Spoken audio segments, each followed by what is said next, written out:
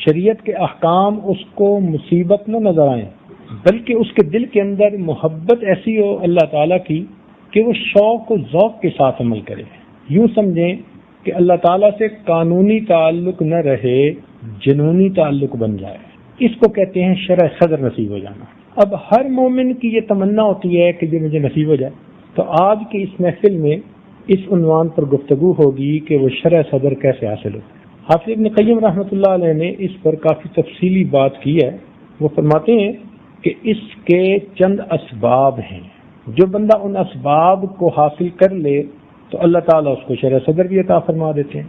سب سے پہلا سبب وہ ایمان ہے۔ ایمان کہتے ہیں کہ نبی علیہ الصلوۃ والسلام اللہ تعالیٰ کی طرف سے جو کچھ لے کر آئے ان پر اعتماد کرتے ہوئے اس کی تصدیق کرنا، اس کو قبول کر لینا، اس کو مان لینا، تو ماننے والے کو مومن کہتے ہیں، اور اس کیفیت کا نام ایمان ہے۔ بن دیکھے دلیل نہیں مانگنی کہ قیامت کیسے آئے گی، جنت کیسے ہے، جہنم کیسے ہے، کوئی دلیل نہیں چاہیے، بس ہم اعتماد کرتے ہیں کہ اللہ رب العزت کے پیارے محبوب جو فرما رہے ہیں وہ سچ ہے، اور ہم اس کی تصدیق کرتے ہیں، گواہی دیتے ہیں۔ اس گواہی دینے کو ایمان کہتے ہیں، اور اس گواہی دینے کے بعد بندہ مومن بن جاتا ہے، جس نے اللہ تعالیٰ کی توحید کی گواہی دی، نبی علیہ السلام کی رسالت کی گواہی دی، کتابوں کی گواہی دی، قیامت کے دن کی گواہی دی، ملائکہ کی گواہی دی، تقدیر کے بارے میں گواہی دی۔ اب یہ مومن بندہ اللہ تعالیٰ کا پیارا بندہ بن جاتا ہے، اس نے اللہ تعالیٰ کی عظمت کو قبول کر لیا، اس لیے کلمہ پڑھتے ہی اس کا سٹیٹس بدل جاتا ہے۔ اللہ تعالیٰ کی نظر میں بندوں کی تقسیم دو طرح کی، ارشاد فرمایا هو الذی خلقکم فمنکم کافر ومنکم مؤمن، وہ ذات جس نے تمہیں پیدا کیا، تم میں سے کچھ ماننے والے ہیں اور کچھ انکار کرنے والے ہیں۔ جو ماننے والے ہیں اللہ تعالیٰ کو ان سے ذاتی محبت ہے، اور کفر اور کافری سے اللہ تعالیٰ کو ذاتی عداوت ہے۔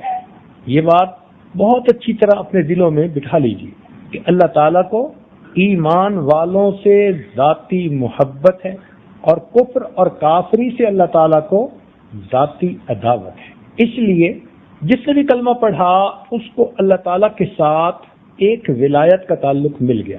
چنانچہ اللہ تعالیٰ نے ارشاد فرمایا اللہ ولی الذین آمنوا۔ اب دیکھیے حق تو یہ بنتا تھا کہ مومن کلمہ پڑھ رہا ہے تو یوں کہا جاتا کہ یہ ایمان والا اللہ کا دوست ہے، یوں بات کی جاتی، مگر قربان جائیں محبت کچھ اور چاہتی ہے۔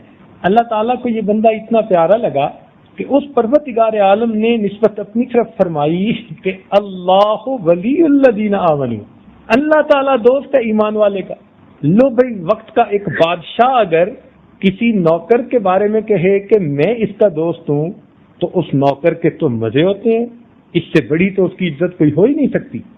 تو نوکر کی تو بادشاہ کے ساتھ پھر بھی کوئی حیثیت ہے، ہماری تو اللہ تعالیٰ کے سامنے وہ حیثیت بھی نہیں ہے۔ وہ پروردگار تو بہت عظیم ہے۔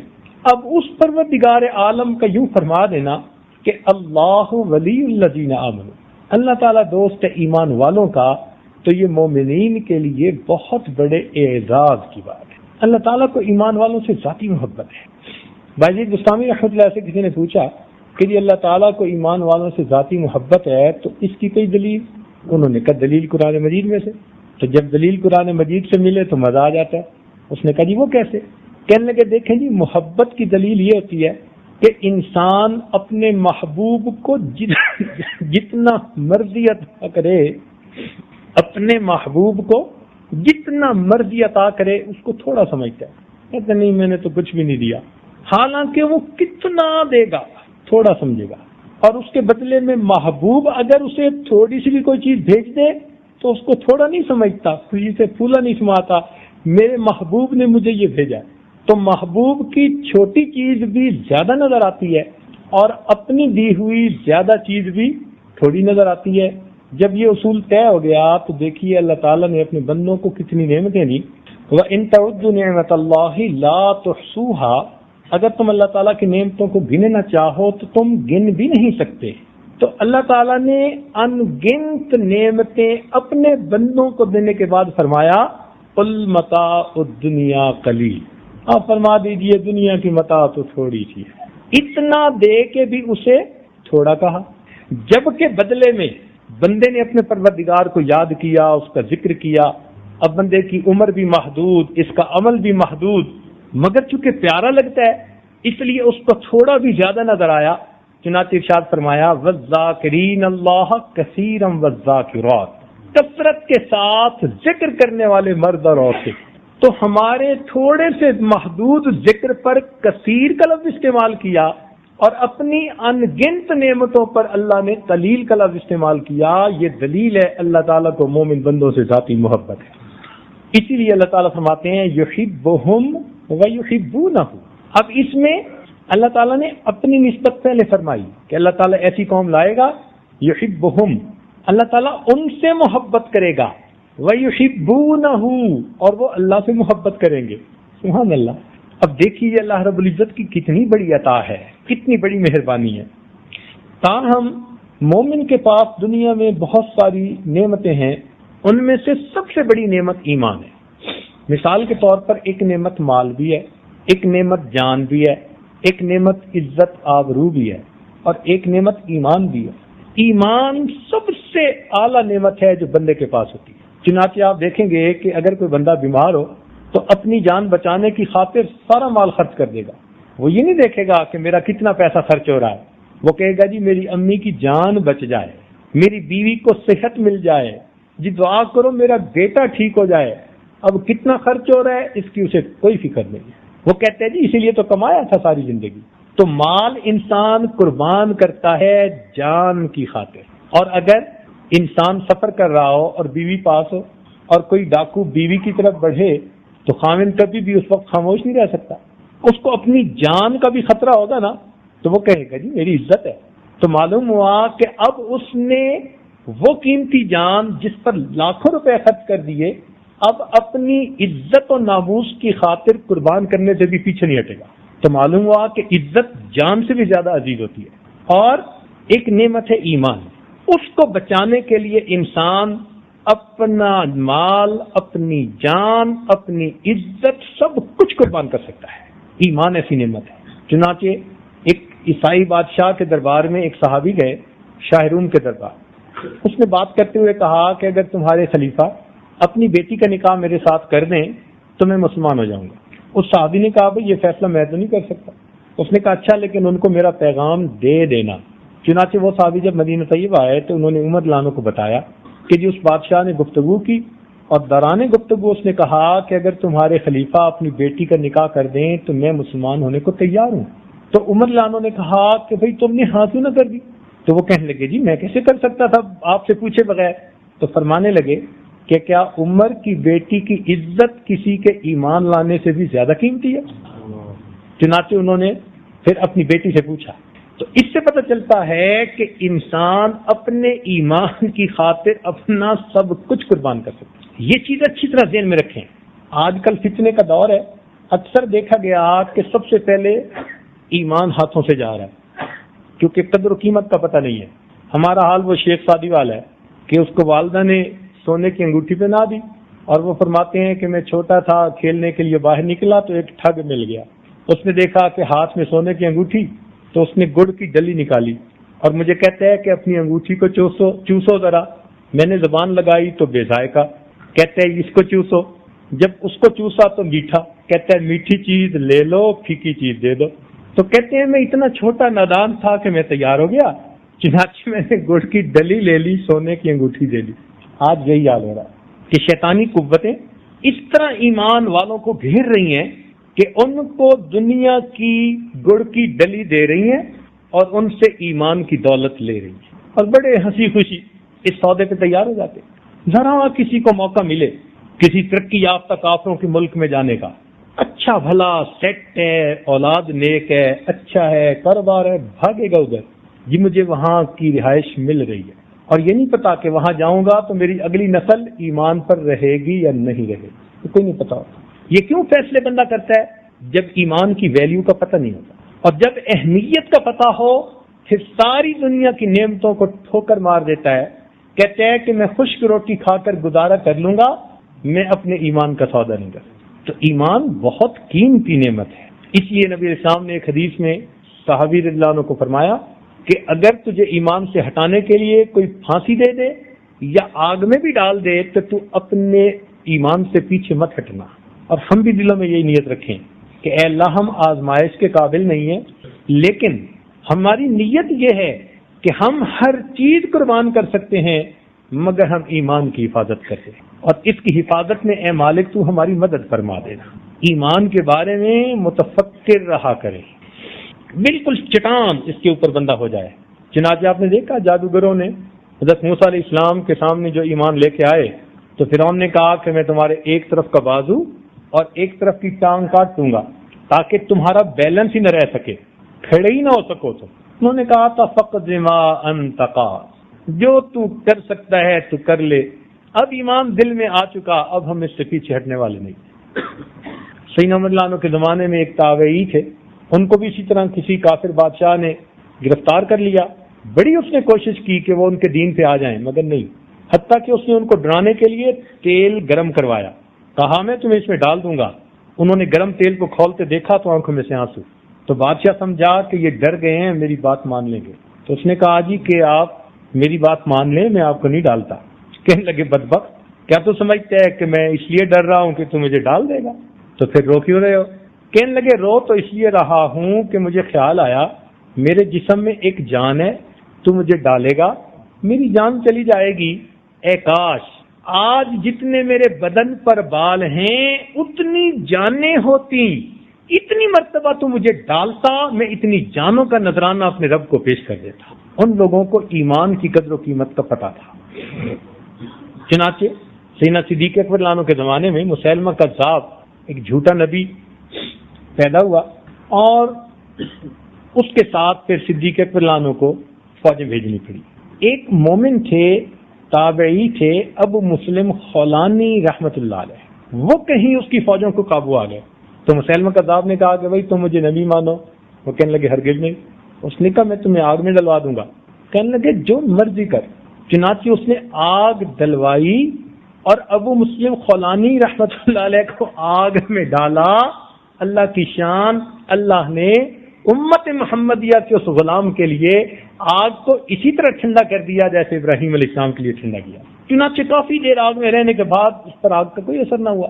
تو اس کے قریب کے لوگ تھے، انہوں نے کہا یہ جادوگر ہے، یہ تیرے باقی فالوورز کو بھی ہٹائے گا، اس کو بھگاؤ یہاں سے. انہوں نے چھوڑ دیا. کچھ عرصے کے بعد ان کے دل میں خیال آیا کہ میرے رب نے مجھ پر اتنا کرم کیا، کیوں نہ میں اپنے محبوب اپنے آقا کی خدمت میں مدینہ طیبہ حاضری دوں. چنانچہ یہ نبی علیہ السلام کی خدمت میں حاضری دینے کے لیے روضہ انور پر مسجد نبوی میں آئے. انہوں نے نماز پڑھی، عمر رضی اللہ عنہ نے بھی قریب نماز پڑھی. تو عمر رضی اللہ عنہ کی عادت تھی کہ وہ بندوں پر نظر رکھتے تھے. انہوں نے دیکھا پردیسی سا آدمی ہے تو پوچھا کہاں سے ہو؟ کہنے لگے فلاں علاقے سے. کہنے لگے اس علاقے میں سنا ایک آدمی ہے جس کو آگ میں ڈالا ہے مسیلمہ کذاب نے، مگر اللہ نے اس کی حفاظت کر دی. تو انہوں نے کہا جی. تو عمر رضی اللہ عنہ فراست تھی، پہچان گئے کہ یہ وہی ہے. تو کہنے لگے آپ وہی ہو؟ کہنے لگے جی. تو کہنے لگے آؤ میں آپ کو امیر المومنین صدیق اکبر رضی اللہ عنہ سے ملاتا ہوں. چنانچہ عمر رضی اللہ عنہ ان کو لے گئے اور ابوبکر صدیق رضی اللہ عنہ سے ملایا، اور وہاں پر امیر المومنین نے اللہ کا شکر ادا کیا جس نے اپنے محبوب کی امتیوں کے ساتھ وہ کام معاملہ کر دکھایا جو اس نے اپنے خلیل کے ساتھ کر دکھایا. تو ایمان ایسا قیمتی ہے، آگ میں بھی ڈالا گیا پرواہ نہیں ہے. یہ ایمان جو ہے نا یہ سیکھنا پڑتا ہے.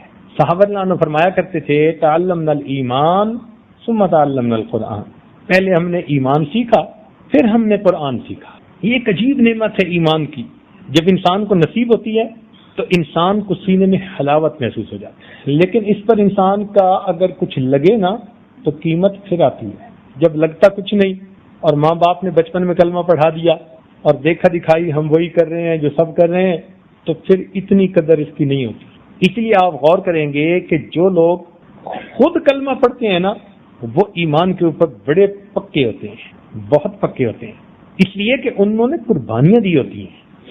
ایک نوجوان لڑکے کو کسی نے دیکھا کہ بڑی قیمتی خوبصورت چادر ہے، اس سے جوتا صاف کر رہا ہے. تو اس نے کہا بھائی خیر تو ہے، بھائی جوتا 10 روپے کا اور یہ قیمتی چادر 100 روپے کی، کیا کر رہے ہو؟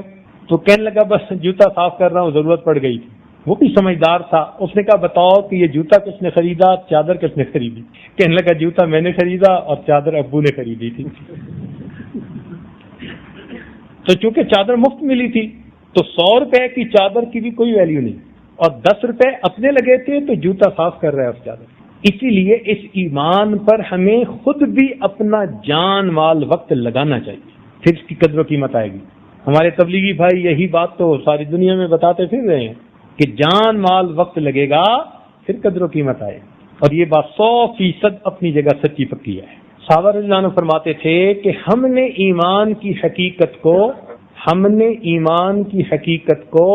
بدر والے دن تلواروں کے سائے کے نیچے سیکھا تھا۔ جب بنا اسباب کے پہنچ گئے تھے نا، اور سامنے لوہے میں ڈوبی فوج کا انما یساقون الی الموت وهم ينظرون، قرآن عظیم الشان گواہی دے رہا ہے کہ ان کو لگتا تھا کہ ہم تو موت کے منہ میں دھکیلے جا رہے ہیں۔ جب سب اسباب پیچھے رہ گئے تھے، اب مسبب الاسباب کی طرف توجہ گئی۔ ایسے ایمان بنتا ہے۔ تو جو ایمان انہوں نے تلواروں کے سائے کے نیچے سیکھا، آج ہم لوگ پنکھوں کی ٹھنڈی ہوا کے نیچے بیٹھ کے سیکھنا چاہتے ہیں۔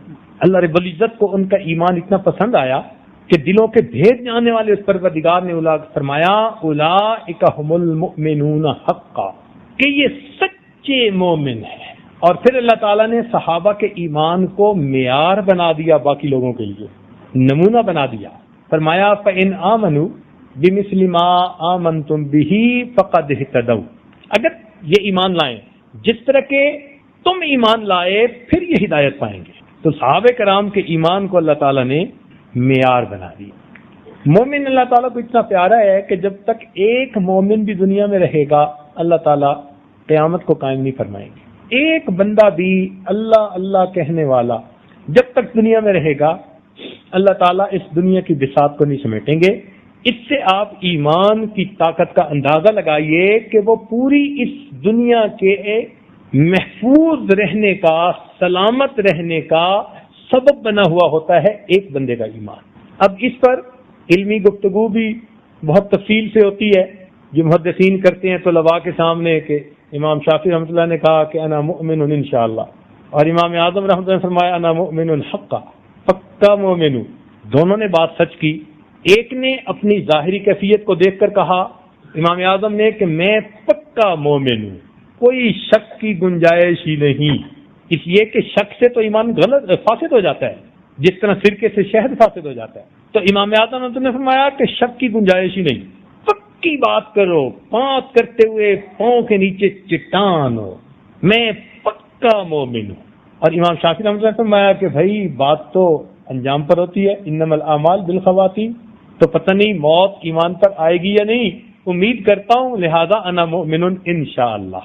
بہرحال آج کے زمانے میں ہم جیسوں کو تو انا مؤمن حقا یہ دلوں کے اندر پکا کر لینا چاہیے، اس لیے کہ ذرا سی بھی آپ گنجائش رکھیں گے نا تو شیطان کو دروازہ مل جائے گا، وہیں سے شک ڈالنے شروع کر دے گا۔ امام راضی رحمۃ اللہ علیہ نے وجود خداوندی پر 100 دلائل جمع کیے تھے، تو ایک مرتبہ شیطان ان کے سامنے آیا تو انہوں نے فرمایا دیکھ میرا ایمان کتنا پکا۔ کیسے؟ کہ میں نے 100 دلائل اکٹھے کیے ہیں اللہ تعالیٰ کے وجود کے بارے میں۔ ان کا آپ کا ایمان کچا؟ کہنے لگے ہے یہ کیا بات کر دی، میرا ایمان کچا؟ کہنے لگے ہاں پکا دیکھنے ہیں تو یہ جو دیہاتی جا رہے ہیں نا اس کا ایمان پکا۔ ان کا وہ کیسے؟ کہتے ہیں دیکھیں ذرا۔ اب شیطان اس دیہاتی کے پاس گیا ایک آدمی کی شکل میں، اور جا کے کہتے ہیں کہ اللہ تعالیٰ موجود نہیں ہے۔ جیسے ہی اس نے کہا نا تو دیہاتی نے جوتا اتارا، کہتے ہیں تیری ایسی تیسی خبردار جو تو نے بات کی، بھاگا وہاں سے۔ کہتے ہیں دیکھ ایمان پکا اس کا جو بات سننے کو تیار نہیں، اور تم تو دلائل کی باتیں کرتے ہو، 100 دلیلیں دو گے میں 100 دلیلوں کو توڑ دوں گا، تمہیں پھر شک پیدا ہو جائے گا، ایمان ضائع ہو جائے گا۔ تو اس لیے ایمان کے معاملے میں ٹھوس اور پکا اس دیہاتی کی طرح بات ہی نہیں سننی ہم نے کوئی اس کے خلاف۔ لہذا شرع شریف کے خلاف کوئی کسی کی عقل کی باتیں مت سنیں۔ آج کے دور میں انٹرنیٹ پہ ادھر ادھر کفر نے ایسے سوالات کرنے شروع کر دیے ہیں تاکہ ایمان والوں کا ایمان ضائع ہو جائے، وہ شک میں پڑ جائیں۔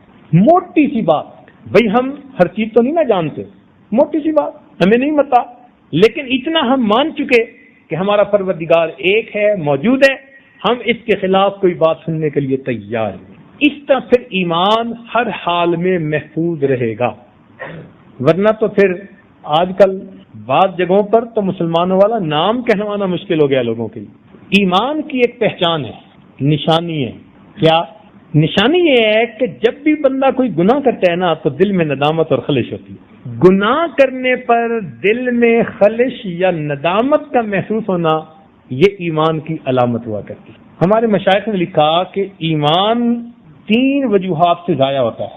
بڑی اہم بات، ایمان 3 وجوہات سے ضائع ہوتا ہے. سب سے پہلے نعمت اسلام کے ملنے پر اللہ کا شکر ادا نہ کرنا. جو انسان اللہ تعالیٰ کا شکر ادا نہیں کرتا کہ اللہ آپ کا شکر ہے آپ نے مجھے ایمان والا بنایا، تو یہ شکر ادا نہ کرنا یہ ایک طرح کی ناشکری ہوئی نا. تو ناشکری سے نعمتیں زائل ہو جاتی ہیں، اس ناشکری سے ایمان بندے سے واپس لے لیا جاتا ہے. دوسری بات، نعمت اسلام کے چھننے پر بے خوف ہو جانا، یعنی انسان بے خوف ہو جائے اپنے ایمان کے بارے میں. اس کو دل میں یہ خوف نہ ہو کہ پتہ نہیں میں اس نعمت کو موت تک پہنچا بھی سکوں گا یا نہیں سکوں گا.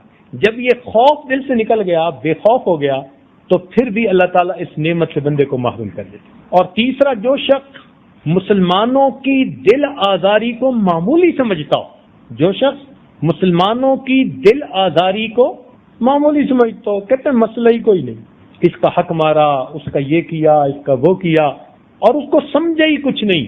تو فرمایا کہ جو شخص مسلمانوں کی دل آزاری کو معمولی سمجھتا ہو، اس سے اللہ رب العزت اسلام والی نعمت کو واپس لے لیا.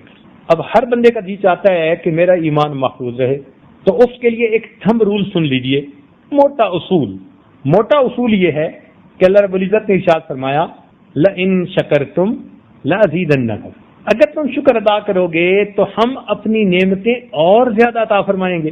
لہذا جو مومن ایمان پر اللہ تعالیٰ کا زیادہ سے زیادہ شکر ادا کرے گا، اللہ تعالیٰ اس کو محروم نہیں ہونے دیں گے، اس کے ایمان کو روز بروز بڑھاتے چلے جائے گا. تو ایمان محفوظ کرنے کا سب سے بہترین دستور روزانہ اللہ تعالیٰ کا شکر ادا کریں. میرے مولا آپ نے مجھے کلمہ پڑھنے کی توفیق عطا کی، یہ آپ کا احسان ہے، یہ آپ کی مہربانی ہے، میں آپ کا اس پر لاکھ لاکھ شکر ادا کرتا ہوں. جتنا ہم اس پر اللہ تعالیٰ کا شکر ادا کریں گے اتنا اللہ رب العزت ہمارے ایمان کی حفاظت فرمائیں گے اور ہم موت تک اس کی حفاظت کے ساتھ دنیا سے چلے جائیں گے.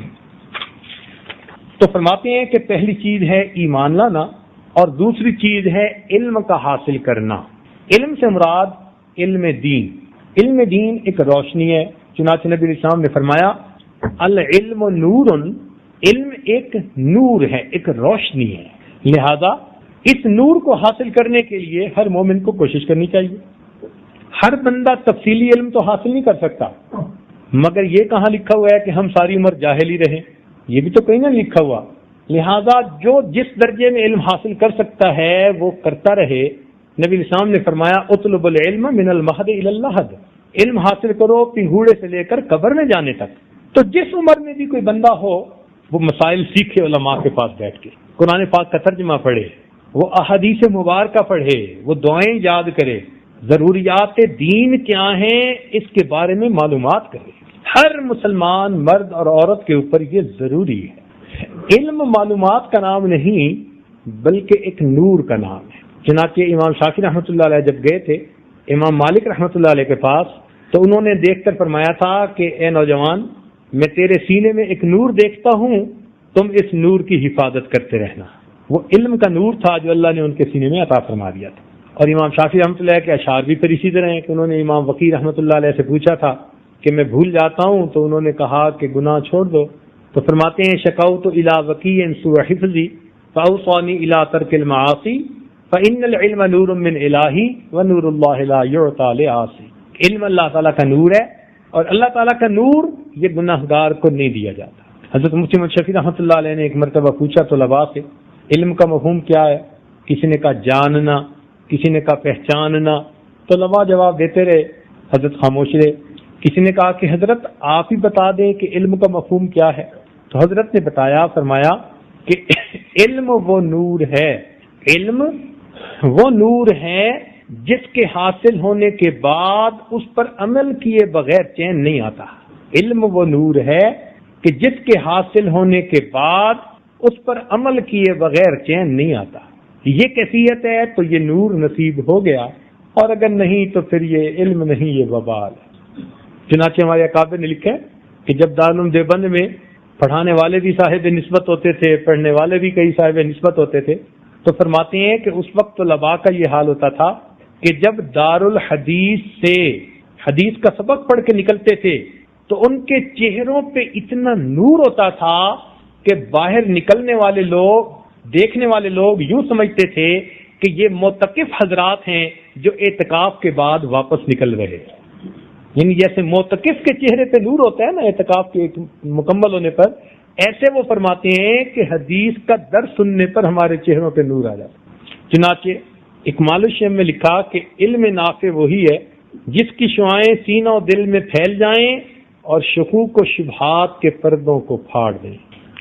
لیکن ہمارے اکابر نے فرمایا کہ جتنا علم بڑھے اتنا خوف خدا بھی بڑھنا چاہیے.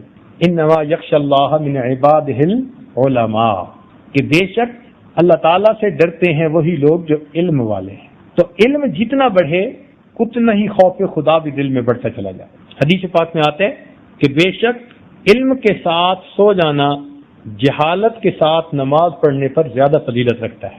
چنانچہ حدیث پاک میں آتا ہے کہ جب کوئی آدمی محتاج ہو اور وہ کسی دروازے پر روٹی کا سوال کرے تو اس پر اللہ تعالیٰ 3 بندوں کی مغفرت فرماتے ہیں.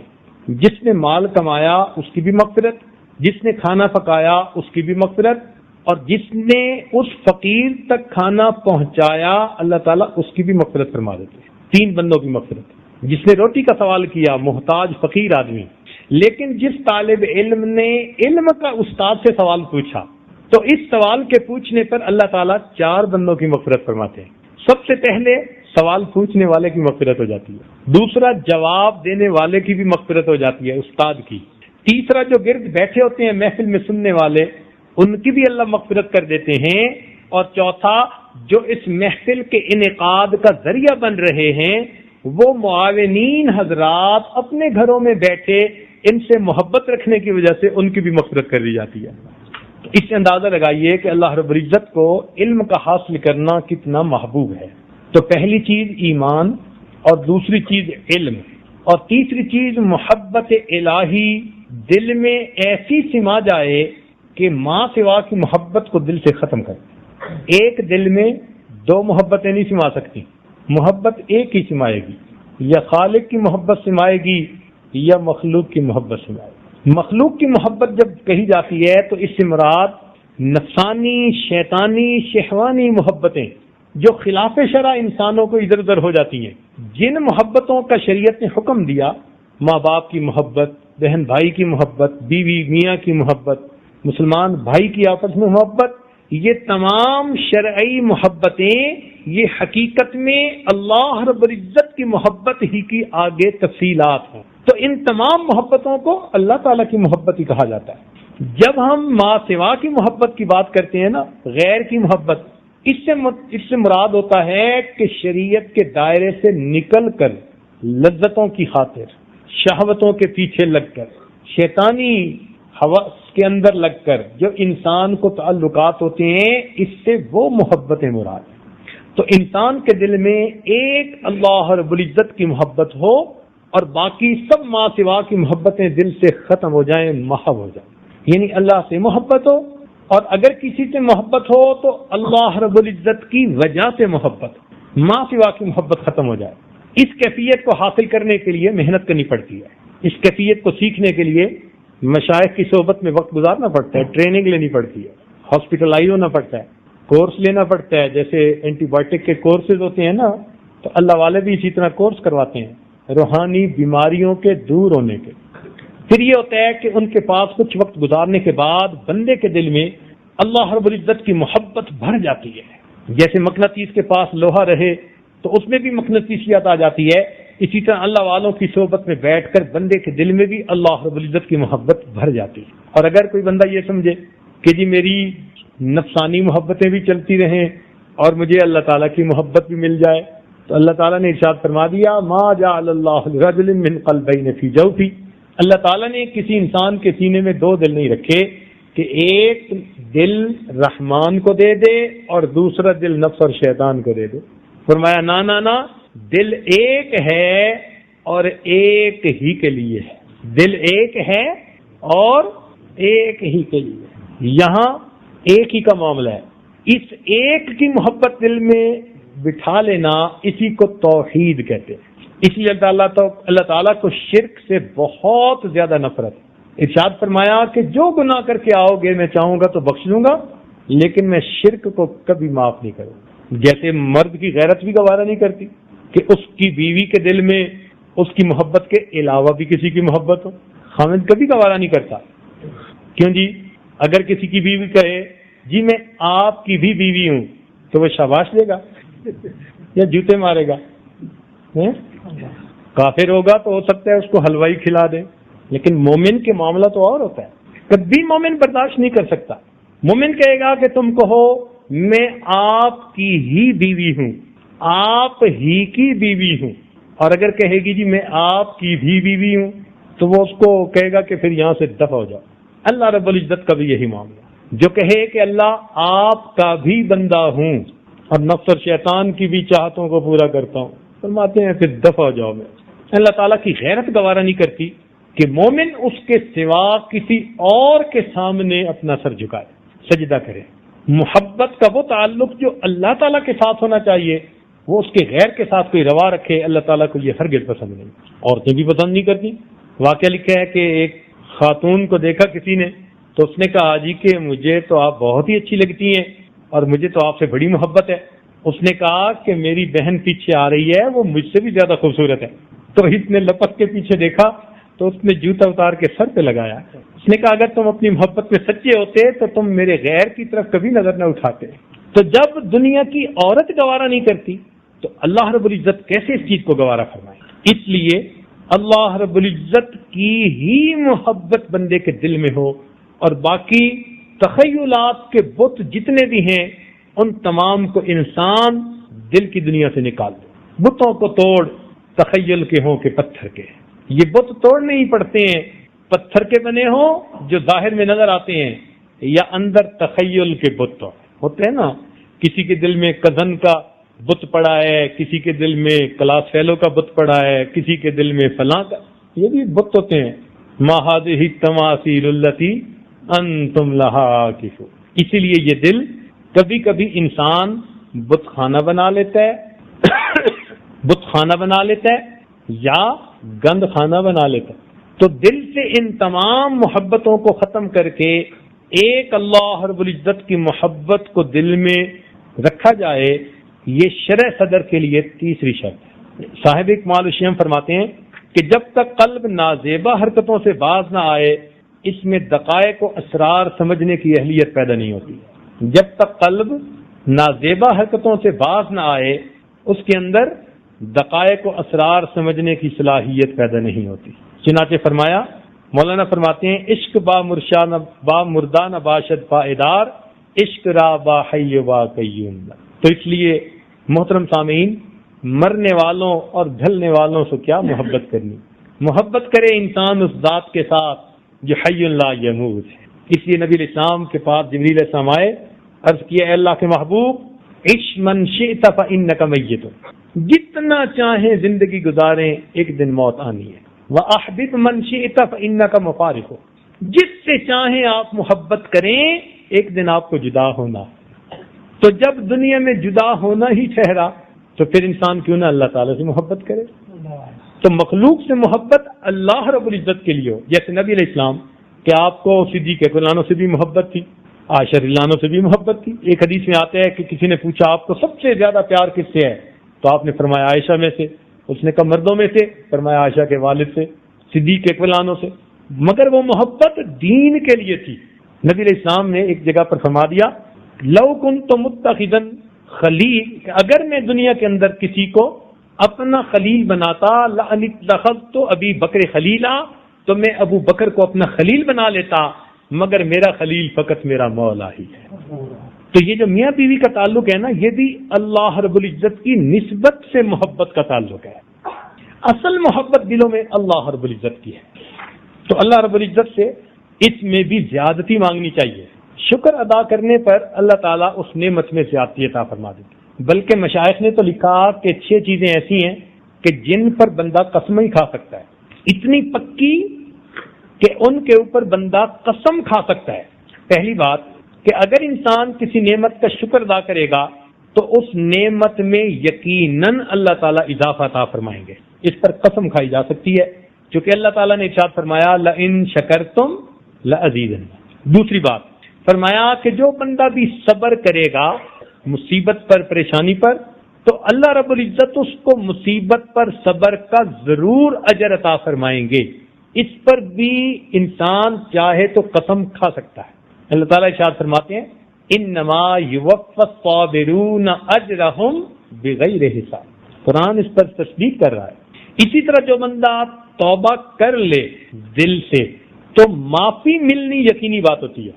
توبہ پکی کرے، دل سے کرے، جس کو توبۃ النصوح کہتے ہیں، اس لیے کہ اللہ تعالیٰ توفیق ہی اس وقت دیتے ہیں جب اس کی توبہ کو قبول کرنے کا ارادہ فرما لیتے ہیں۔